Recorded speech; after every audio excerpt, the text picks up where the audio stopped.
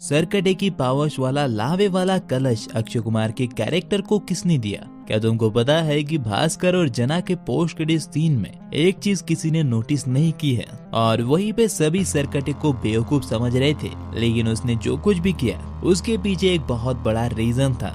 उसका master plan था जिसकी वजह से उसने औरतों को गंजा किया। नहीं, उसे उनके बाल नहीं चाहिए थे। और मुझे पक्का पता है कि तुमने ये भी नोटिस नहीं किया होगा कि इन चारों में से सरकटे ने सिर्फ जना को ही क्यों टारगेट किया और उसे जिंदा क्यों छोड़ा, और जहाँ कोई सिर्फ आधा आधा जा सकता है स्त्री पूरी कैसे चली गई। दरअसल वो क्या है कि स्त्री, रुको यार, सब्र करो, सब कुछ इंट्रो में ही बता दूं क्या? अरे रुको जरा, सब्र करो। तो अब तक तुम थंबनेल, टाइटल और मेरे भाषण से इतना तो समझ गए होंगे कि इस वीडियो में मैं तुम्हें स्त्री 2 मूवी की कुछ मुंह फाड़ डिटेल्स बताऊंगा। साथ ही में हम मूवी के कुछ अनसुलझे सवालों को सुलझाने की कोशिश भी करेंगे।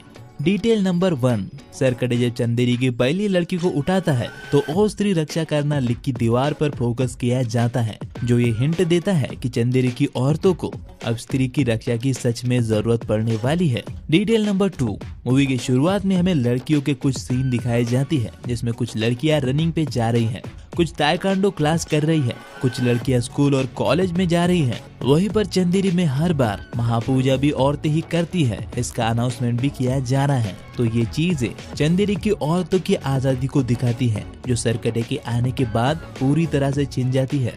वैसे कमाल तो ये होता है कि इतनी लड़कियां गायब होने के बाद भी चंदेरी के लोग चुप कैसे थे? किसी को डाउट क्यों नहीं हुआ? मतलब पूरे शहर में से किसी एक को तो डाउट होना ही चाहिए था।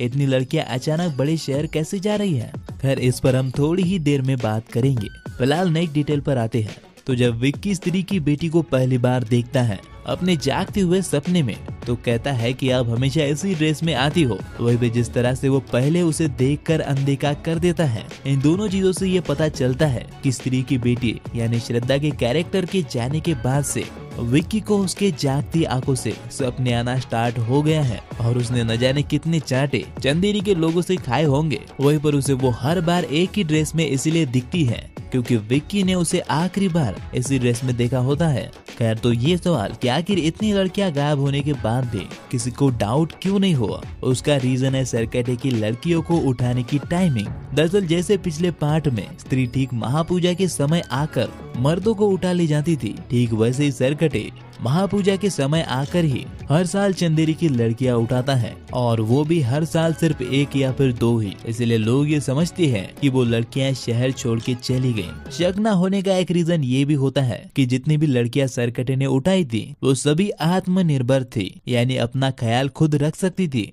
हालांकि फिर भी ये चीज हजम करना थोड़ा मुश्किल है कि पूरे चंदेरी शहर की इतनी लड़कियों में से एक के भी घर वालों ने कोई एक्शन नहीं लिया। इनफैक्ट चिट्टी के गायब होने के बाद भी उसके माँ बाप से ज्यादा बिट्टू परेशान था। तो मुझे ऐसा लगता है कि मेकर्स को मूवी में उन लड़कियों के घर वालों के रिएक्शन का एक सीन तो दिखाना चाहिए था कि उनके घर की औरत या फिर लड़की गायब होने के बाद उनके रिएक्शन कैसे हैं, क्योंकि आपकी पूरी मूवी ही इसी एक टॉपिक पर चल रही थी। नेक्स्ट डिटेल, विकी के डैडी जो फ्रेंडशिप के लिए पैसे देते हैं वो पहली बार नहीं होता, क्योंकि जब भी वो फ्रेंडशिप के लिए विकी को पैसे देते हैं बिट्टू उसे लेकर अपनी गर्लफ्रेंड को गिफ्ट देता है, और चिट्टी के कमरे में काफी टेडी बियर होते हैं। वहीं पे 2500 का शैम्पू भी बिट्टू उसे गिफ्ट करता है, और क्या पता और भी कई सारे महंगे गिफ्ट होंगे जो उसने विकी के पैसे से उसे दिए होंगे, क्योंकि बिट्टू का बाप तो उसे सिर्फ 50 रुपए देता है, वो भी अपनी बाइक में पेट्रोल भरवाने के लिए। वैसे यार, ऐसी लड़कियों से तो अच्छा है तुम स्वयं सेवक बनो, जैसा विकी के डैडी ने उसे बनाया था। आई मीन बनने की सलाह दी थी। कैसी अपमानजनक बातें कर रहा है लड़का, ये असली है ये लोंडा। खैर, तो पिछली मूवी में विक्की रोज जॉगिंग के लिए जाता था, लेकिन बिट्टू बताता है कि गर्लफ्रेंड के दुख में उसने जॉगिंग छोड़ दी है, और एक्चुअली में विक्की इस फिल्म में मोटा दिखता है, उसकी शर्ट में से हल्की सी तोन दिखती है। नेक्स्ट डिटेल, जब विक्की और बिट्टू जना को चंदेरी वापस लाते हैं तो लोकेश और नरेंद्र जना के लिए बिट्टू की बाइक लेकर आते हैं। इतनी मेहरबानी इसलिए होती है क्योंकि उस समय जना चंदेरी की आखिरी उम्मीद होता है। तो छोटी मोटी डिटेल्स बहुत हो गई, अब जरा बड़ी पे आते हैं। जरा इस यूनिवर्स के थैनोस की बात करते हैं। तो अक्षय कुमार के इस कैरेक्टर का भी नाम नहीं बताया गया है, तो फिलहाल के लिए हम इसे थैनोस ही बुलाएंगे। अब पता नहीं तुमने ये नोटिस किया है या फिर नहीं, पर अपना थैनोस किसी से छुप रहा था या फिर इन लोगों को बेवकूफ बना रहा था, क्योंकि उसका सरकटे की पावर्स लेना ये क्लियर करता है कि वो पागल नहीं बल्कि जीनियस है। तो चंदेरी छोड़ के पागल खाने रहने के दो ही रीजन हो सकते हैं, या तो वो स्त्री से छुप रहा था क्योंकि वो सरकटे का आखिरी वंशज था, और अगर वो चंदेरी रहता तो सबसे पहले स्त्री उसी का गेम बजाती, और दूसरा वो अपना सीक्रेट प्लान इन लोगों के सामने रिवील नहीं करना चाहता था, क्योंकि अगर इन्हें इस पे जरा सा भी शक होता तो वो उसका प्लान पूरा नहीं होने देते। मतलब एक सरकटे के जाने के बाद दूसरा थोड़ी आने देते, सिर्फ इसलिए उसने उस चिट्ठी पे पागल खाने का पता दिया। जैसे ही वो लोग आए, पागल बन के विक्की का इस्तेमाल करके अपना मकसद पूरा कर लिया, क्योंकि वो चंदेरी के रक्षक, चंदेरी पुराण और स्त्री सरकटे की हिस्ट्री के बारे में सब जानता था। तो उसने एक मास्टर प्लान बना के ये सब कुछ किया। और हाँ, सरकटे का लावा लोटे में लाना भी उसी प्लान का मेन पार्ट था, यानी वो लावा कौन लाएगा ये भी उसने पहले ही तय कर दिया था। वो क्षमा हो सकती है, जना या फिर रुद्रा भी हो सकता है, कर मुझे तो वो क्षमा ही लगती है। लेकिन उसके प्लान और फ्यूचर पर हम एक सेपरेट वीडियो में डिटेल में बात करेंगे। अगर मैं उसकी यहाँ पर डिटेल में बात करने लगूँ तो वीडियो अपना 1-2 घंटे का बन जाएगा, इसीलिए तुम बस सब्सक्राइब कर दो, क्योंकि अगली वीडियो सरकटे पर होगी। नेक्स्ट डिटेल, अब फिल्म में जो ये रोमांटिक गाना है, नॉर्मली देखने पर लगता है कि वो बस विक्की का सपना था, लेकिन वो एक हकीकत होती है। अब मैं जानता हूँ कि जब रुद्रा और बिट्टू वहाँ आती है तो विक्की अकेला होता है, दिए और फूल भी गायब होती है, लेकिन रुद्रा भैया एक बात कहते हैं कि वो सब कुछ अपने साथ समेट के ले गई है, कुछ ऐसा ही कहते हैं ना। तो एक्चुअली में उनकी बात सच होती है। चलो मैं एक्सप्लेन करता हूँ। देखो, लास्ट में हमें कुछ चीजें पता चलती है। पहली तो वो एक पावरफुल घोस्ट है, और दूसरी वो भी विक्की से प्यार करती है, वो भी आत्मा वाला, समय से परे वाला सॉलिड प्यार। तो इसीलिए वो अपने जादू से ये सब कुछ क्रिएट करती है ताकि विक्की के साथ कुछ प्यार भरा टाइम बिता सके। लेकिन जैसे बिट्टू और रुद्रा उनके नजदीक आते हैं, वो विक्की की उंगली खाने वाला इल्यूजन बना के गायब हो जाती है, ताकि उन दोनों को लगे कि विक्की सपना देख रहा था। लेकिन दूसरी तरफ ये सब कुछ सच है। इसका सबूत वो विक्की के पास छोड़ के जाती है, प्यार की एक पंखुड़ी। भाई मतलब सीक्रेट वाला प्यार चल रहा है। खैर वहीं पर ये सब सच है। इसका एक और सबूत ये भी होता है कि वो विक्की को सेल्फी नहीं लेने देती। वैसे एक छोटी सी डिटेल ये भी है कि जब जना सरकटे से बचने के लिए उस पे शराब डालता है तो वो उसे पीता है, और हमें ये पहले ही बताया गया था कि चंद्रभान कितना बड़ा शराबी था। तो इतनी छोटी चीज में डिटेलिंग करने के लिए डायरेक्टर की तारीफ बनती है, और इसे नोटिस करने के लिए मेरी भी।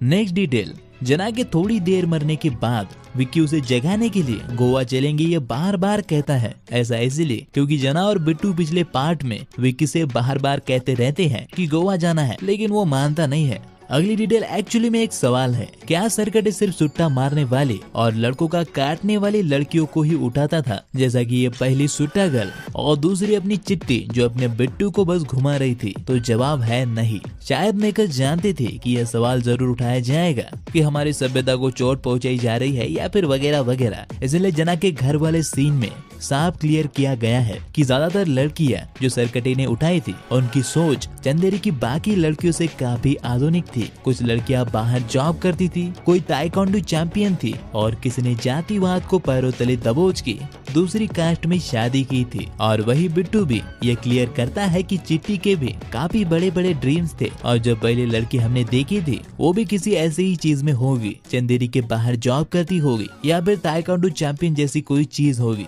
वैसे क्या तुमने ये नोटिस किया था कि विक्की को मेकर्स 3-2 में as a super hero introduce कर चुकी है? नहीं, मैं झूठ नहीं बोल रहा हूँ, बल्कि मैं तुम्हें थोड़ी ही देर में प्रूफ के साथ बताऊंगा कि विक्की के पास कौन सी सुपर पावर है। नेक्स्ट डिटेल, वैसे विक्की की गर्लफ्रेंड ही स्त्री की बेटी है। इसका क्लाइमैक्स से पहले ही हमें हिंट दिया जाता है। जब विक्की बोलता है कि ये छोटी बच्ची कौन है, तब स्त्री की बेटी अजीब से एक्सप्रेशन देती है। नेक्स्ट वन इज, जिस हाथी में वो लोग छुपते हैं उसे हमें रुद्रा भैया के गाने में पहले ही दिखाया गया था। वैसे जब सरकटे क्षमा को लेने आता है तो सभी मर्दों को अपने वश में कर लेता है, लेकिन अगर तुम ध्यान से नोटिस करोगे तो लोकेश को उसने पहले ही वश में कर लिया होता है। अगर तुम इस सीन को ध्यान से देखोगे तो लोकेश पहले से ही सरकटे के कंट्रोल में होता है।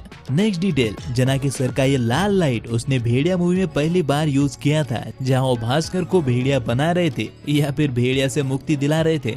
अब जैसा कि मैंने कहा था कि हम विक्की की सुपर पावर पर बात करेंगे, तो चलो उस डिटेल को जानते हैं। है जिसको ज्यादातर लोगों ने नोटिस नहीं किया। स्त्री 2 में डायरेक्टर ने ये क्लियर हिंट दिया है कि हॉरर कॉमेडी यूनिवर्स में विक्की नाम के कैरेक्टर का आगे बहुत इंपॉर्टेंस होने वाला है और उसकी गर्लफ्रेंड जो उससे कहती है कि तुम्हारा मकसद इन सब चीजों से बहुत बड़ा है और हमारा रिश्ता समय से परे है, इन बातों को हल्के में मत लेना। मुझे ऐसा स्ट्रांगली फील हो रहा है कि विक्की इस यूनिवर्स का आयरन मैन होने वाला है, यानी कि वो फ्यूचर में अक्षय कुमार के कैरेक्टर यानी थैनोस को हराने में सबसे बड़ा रोल प्ले करेंगे, या फिर ये भी हो सकता है कि वही उसे हरा दे, या फिर मैं कुछ ज्यादा ही बोल रहा हूँ। लेकिन फिलहाल अगर हम विक्की के पावर्स की बात करें तो उसके पास सच्चाई और प्यार की ही पावर्स नहीं है, उसके पास कुछ और भी पावर्स है इसके बारे में वो खुद नहीं जानता। तुम्हें याद होगा जब सरकटे क्षमा को लेने आता है तो अपनी आंखों से एक एनर्जी सभी मर्दों पर छोड़ता है जिससे वो सभी उसके फॉलोअर्स बन जाते हैं, लेकिन विक्की उसके सबसे करीब होकर भी उस पर सरकटे की पावर्स असर नहीं करती। वही भी अगले सीन में जानबूझ के जना के जरिए हमें ये चीज याद दिलाई जाती है कि विक्की को सरकटे की पावर्स से कोई भी असर नहीं हुआ है, तो वो सिर्फ नाम का रक्षक नहीं है, उसके पास पावर्स तो है, लेकिन सच्चे दिल के अलावा कौन सी है पता नहीं, क्योंकि ये मूवी में क्लियर किया ही नहीं गया है। वैसे स्त्री सरकटे के नर्क में कैसे आ गई? आत्मा तो उसकी बेटी भी थी, और हाँ अब ये मत कहना कि वो स्त्री है, कुछ भी कर सकती है। दरअसल वो सरकटे के नर्क में इसीलिए आ पाती है क्योंकि उसके पास टेलीपोर्ट करने की पावर्स होती है, जिसका यूज वो सरकटे के लड़ते वक्त भी करती है। यहाँ पर भी डायरेक्टर ने बहुत ही स्मार्टली सरकटे से लड़ते वक्त हमें उसकी पावर्स दिखाई है, ताकि अगर हमारे मन में ये सवाल आए कि आखिर स्त्री यहाँ पर कैसे आई तो उसका जवाब हमें उस फाइट में ही मिल सके। नेक्स्ट डिटेल, श्रद्धा विक्की को बताती है कि सरकटे की सत्ता को ना ही अकेले स्त्री मिटा सकती है और ना ही पुरुष, दोनों को साथ मिलकर मिटाना पड़ेगा। और लास्ट में स्त्री और विक्की मिलकर सरकटे को मारती है, जहाँ विक्की हथियार निकालता है और स्त्री सरकटे के सर के 2 टुकड़े कर देती है। वहीं पर अर्धनारेश्वर से डायरेक्टर ने औरतों की अहमियत को समझाया है। सरकटे के सर को मेल ईगो की तरह दिखाया गया है, जिसको आप जितना काटोगे वो उतना ही बढ़ेगा। उसे स्त्री और पुरुष को साथ मिलकर ही मिटाना पड़ेगा। और एक्चुअली मैं सच कहूँ तो ये हमारे समाज की भी सिचुएशन अभी है। वैसे मैं गारंटी के साथ कह सकता हूँ कि श्रद्धा के कैरेक्टर को लेकर तुमने ये डिटेल जरूर मिस कर दी होगी। ये सुनने में भी शायद तुम्हें अजीब लगेगा, लेकिन स्त्री की चोटी जो है, जो कि अब उसकी बेटी के पास है, वो अपने होस्ट की इच्छा के हिसाब से अपनी साइज बदल सकती है। यकीन नहीं हो रहा है ना? चलो प्रूफ देता हो। तो मूवी में सबसे पहले वो अपनी चोटी का यूज इस सीन में करती है जब सरकटे विक्की को गर्दन पर उठा लेता है और उसे बचाने के लिए वो यहाँ से अपनी चोटी से सरकटे पर वार करती है, तो वो सरकटे से काफी दूर होती है। अब मैं उन दोनों की दूरी से तुम्हें यही बताना चाहता हूँ कि यहाँ से सरकटे को चोटी फेंक के मारते वक्त वो काफी लंबी हो गई होगी, लेकिन जब वो सरकटे के पास आती है तो चोटी इतनी लंबी नहीं दिखती, फिर भी वो उससे लंबी होती ही है। लेकिन जैसे ही सरकटे उसे चोटी से पकड़ के दूर फेंकता है तो तब उसके चोटी की लंबाई करीब उसके घुटनों तक की होती है। लेकिन वही जब कोई नॉर्मल सीन हो जहाँ वो कोई फाइट नहीं कर रही होती है, वहाँ पर देखोगे तो चोटी की लंबाई लगभग आधी हो जाती है, यानी कि हमें चोटी की कई सारी साइजेस देखने को मिलती है। चलो मैं तुम्हें कुछ और एग्जांपल्स देता हूँ, जहाँ पर जब वो दोनों सरकटे के घर में जाती है तो उसने चोटी ऊपर बांधी होती है, तो देखने में उसका साइज काफी छोटा लगता है, पर जैसे ही वो उसे खोलती है तो एकदम से लंबी हो जाती है। यानी कि वाकई में स्त्री की चोटी अपने होस्ट की इच्छा अनुसार उसकी साइज या फिर लंबाई बदल सकती है। और सच कहूँ तो एक्चुअली में ये अच्छा डिसीजन था, जहाँ चोटी में इस तरह की पावर्स ऐड करके श्रद्धा के कैरेक्टर में और लेयर्स को जोड़ा गया। वैसे पार्ट 1 में स्त्री की चोटी काटने के बाद भी उसके पास पावर्स कैसे थी, और अगर वो अपनी बेटी को नहीं जानती थी तो स्त्री अपनी बेटी के बुलाने पर कैसे आ जाती है? इन दोनों सवालों के जवाब है मेरे पास, लेकिन पहले सरकटे के बारे में कुछ डिटेल कवर कर लेते हैं। तो सरकटे सभी औरतों को गंजा करके और सफेद साड़ी में क्यों रखता था? इसका बलि से कोई ताल्लुक नहीं था